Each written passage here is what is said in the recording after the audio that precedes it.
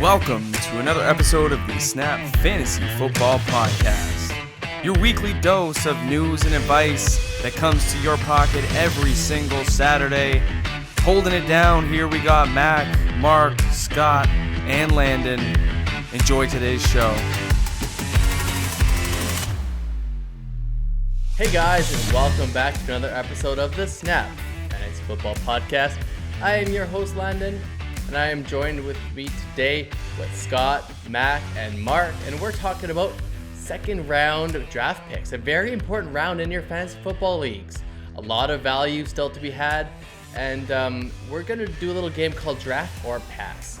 There's some guys in this round that you just have to have, and there's guys in this ADP currently in June that you just want to pass on. You don't understand why they're in the second round.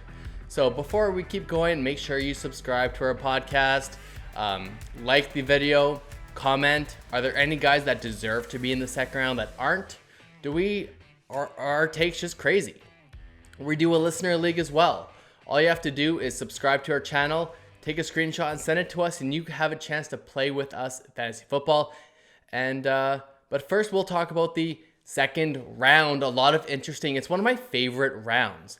We have a couple quarterbacks going. The top two, we have Patrick Mahomes and Lamar Jackson. We have the top two tight ends going in this round, George Kittle and Travis Kelce. But first, I want to talk about the running backs. The first round is just full of running backs, and the second round, you might have some questionable ones. Two guys that we highlighted are going to be Austin Eckler and Kenyan Drake. First, I'll throw it to Mark.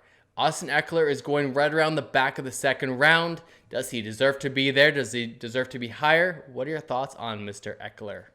Lando, I think it's flat out unfair where Austin Eckler is getting drafted now. And I think a lot of that has to do with just the general drop in production from the Chargers offense. Because a lot of people had them as possibly like one of the number one teams in the league last year heading in. And then they had the Gordon holdout. And we were really able to see what Eckler can do with the football in his hands. And as an owner of him in Dynasty, I do nothing but support him. But I'll try to look at this impartially. So we've got a guy who has a new quarterback. We know for sure that it won't be Phillip Rivers. We don't 100% know who it will be between Tyrod Taylor, Justin Herbert, possibly acquiring a free agent like maybe Cam Newton. Who knows? But I think no matter who ends up under center on this team, there will be a certified role for Austin Eckler here. He shows great upside as the pass catching back. I think he's a PPR monster, possibly my favorite PPR player in the league, right behind Christian McCaffrey. And that's the beauty of having some guy like this, is that he can put up receiver-like numbers while being a running back. His floor is incredible. And I think with a new quarterback in this system, that is just even more likely to put the ball in his hands early in the season. And he's the type of guy that he finds holes. He's, 5'10", 200 pounds, extremely athletic, and just hungry. He fights to get those yards. And Austin Eckler, I think he's just one of the most dynamic players in the NFL, and definitely slept on if he's going at this point in the drafts. Absolutely, Mark. The guy I mentioned before, Kenyan Drake, is a guy that I am completely avoiding. I don't understand the hype around Kenyan Drake.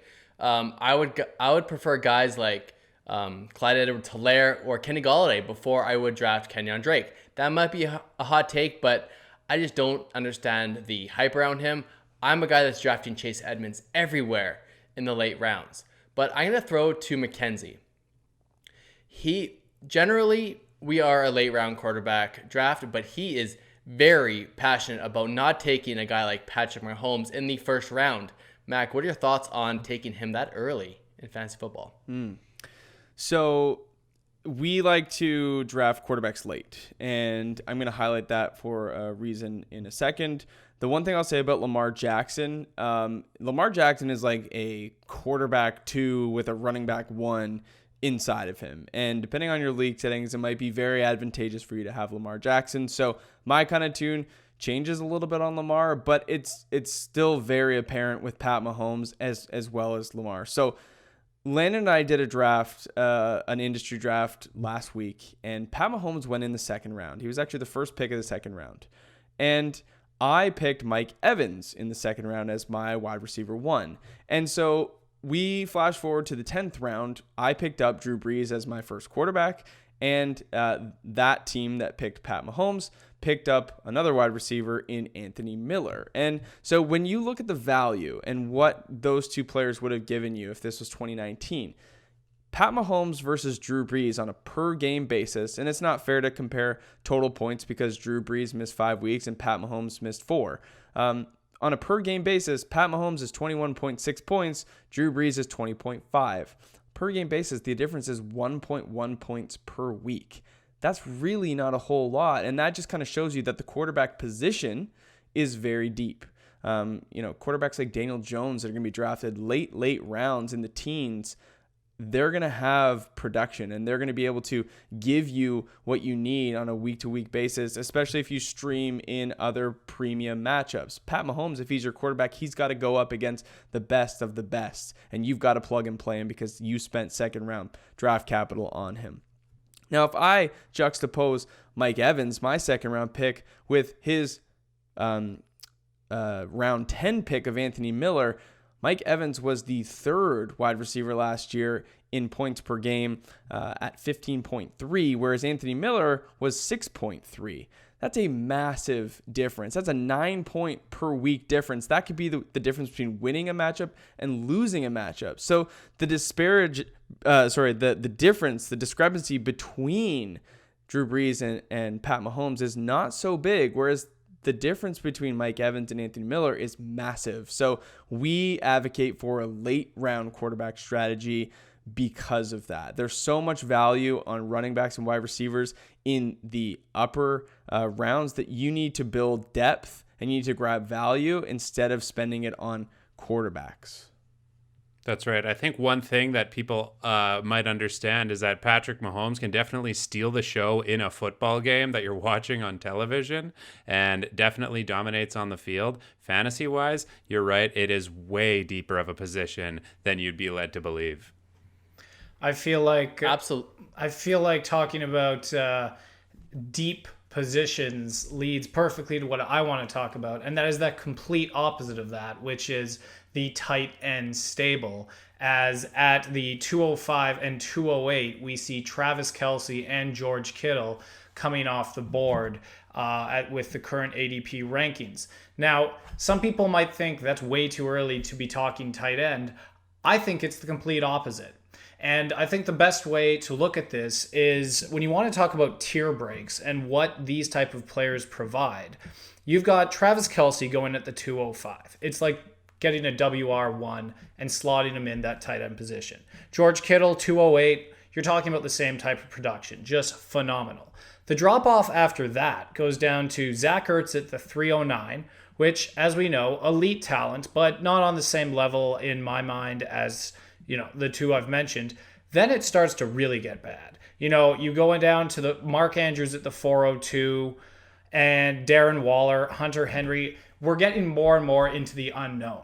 And what I'm advocating for is if you can take a surefire tight end in a position that has so few options, where the drop-off is so steep, you need to grab those guys. So I think it is totally warranted what their ADP is right now. And if you're drafting right and you can nail your number one pick and then grab one of these two elite tight ends, I think you're setting yourself up for a real shot at winning this upcoming season.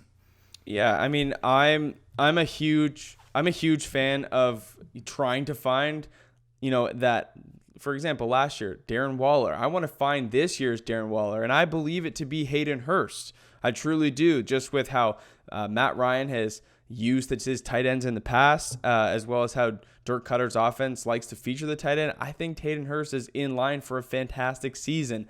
But if you want to nail down that elite tight end position that gives you, like Scott said, wide receiver 1/2 numbers, go ahead and feel safety in drafting Travis Kelce or George Kittle in the second round. I don't see any downside in that. I just think that you could be sacrificing some depth. But really, having him or Kittle is a fantastic move. Mac, you and I are on the same page with Hayden Hurst. I absolutely love him, and he's my target every time for a late round tight end. I'm personally a late round tight end guy. TJ Hawkinson, Mike Gesicki are both tight ends I'm willing to draft. One thing I will say, Scott, is Mark Andrews is a player to me that has the potential to get up in that top tier. He's a guy that could jump in the tier with Travis Kelce and George Kittle and really ascend himself to be in the conversation with those two.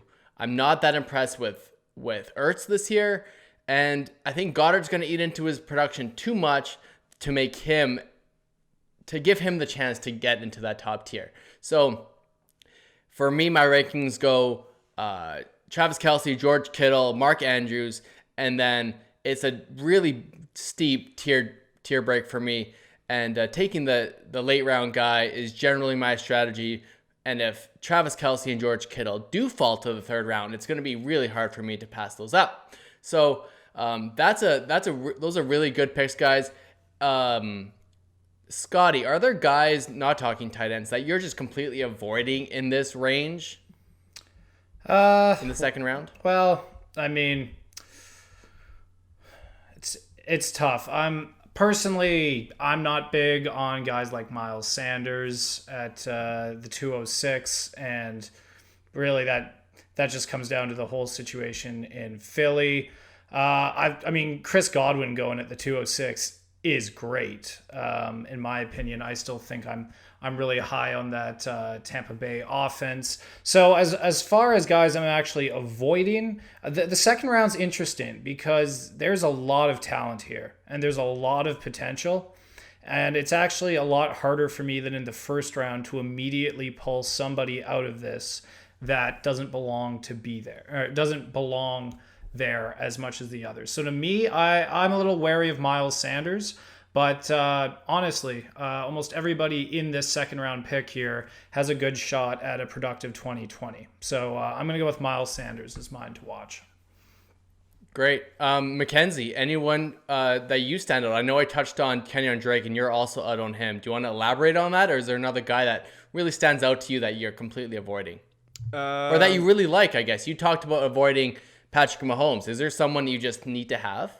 Okay, so two things. I'll touch on Kenyan Drake real quick. When I look at the Arizona Cardinals, their time with Kenyan Drake last year was limited. However, it was good. He was the running back 8 in weeks 10 through 16. So solid performance from him. The sample size is a little bit limited for me. And when I look at their personnel groupings, they run 31% of their offense in 4 wide receiver sets and 34% in 3 wide receiver sets. And when they do run those sets, they tend to only run 24% of the time. So there is a huge push in Arizona to throw the ball, hence the Cliff Kingsbury air raid offense. They do want to get that ball in the air with Kyler Murray.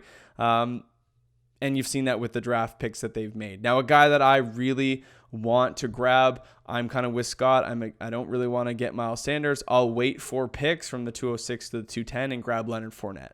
I'm huge on Leonard Fournette. He's in a contract year. He should be run into the ground this year. It looks like Jacksonville wants to pass on him. And let's not forget that Leonard Fournette did something last year that everybody said that he couldn't do.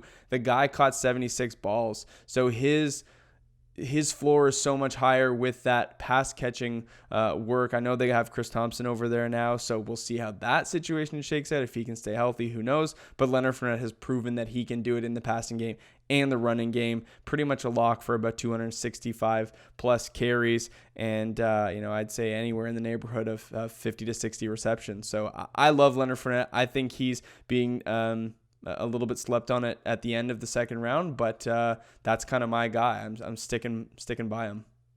All right, guys, that'll do us for another episode of the Snap Fantasy Football Podcast. Like we mentioned every week, we do a listener league. We're going to draw a new person every Saturday.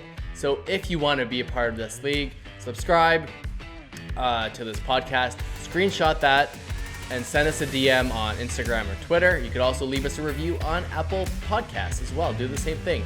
You get a entry each time you do it. And hopefully next week we're going to talk about the third round. and we're going to keep going with this draft or pass segment for as long as we want. But leave a comment below. Are we crazy about some of our takes? Do you think Miles Sanders deserves to be in the first round like I do? You never know.